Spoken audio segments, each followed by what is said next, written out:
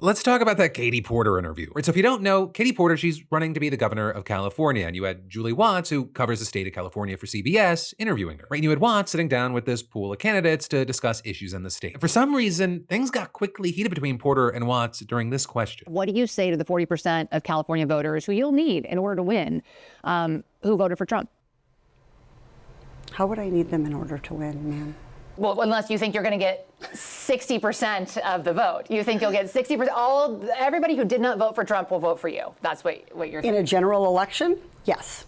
If it is me versus a Republican, I think that I will win the people who did not vote for Trump. What if it's you versus another Democrat? I don't intend that to be the case. You then had Watts asking how Porter can guarantee that she's going to be the only Democrat, to which Porter then suggested, she has the support and the name recognition to pull it off, and then added, I represented Orange County.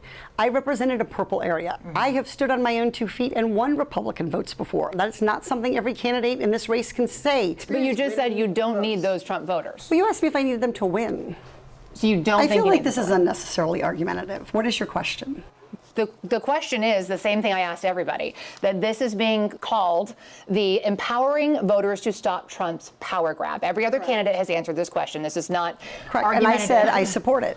So, and the question is, what do you say to the 40% of voters who voted for Trump? Oh, I'm happy to say that. It's the do you need them to win part that I don't understand. I'm happy to answer the question as you have it written, and I'll answer it. And we've also asked the other candidates, do you think you need any of those 40% of California voters to win? And you're saying, no, you don't. No, I'm saying I'm going to try to win every vote I can. And what I'm saying to you is that... Well, to those voters. Okay, so you... I don't want to keep doing this. I'm going to call it. Okay. Thank you. You're not going to do the interview with us? Nope, not like this. I'm not. Not with 7 follow-ups to every single question you ask. Ms. And Porter, we're just going to circle around. I am an investigative I have never reporter. had to do this before, ever. You've never had to have a conversation with to end a an reporter? interview. Okay, but every other candidate has done this.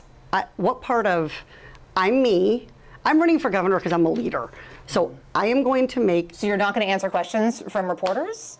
Okay, why don't we go through? I will continue to ask follow-up questions because that's my job as a journalist, but I will go through and ask these, and if you don't want to answer, you don't want to answer.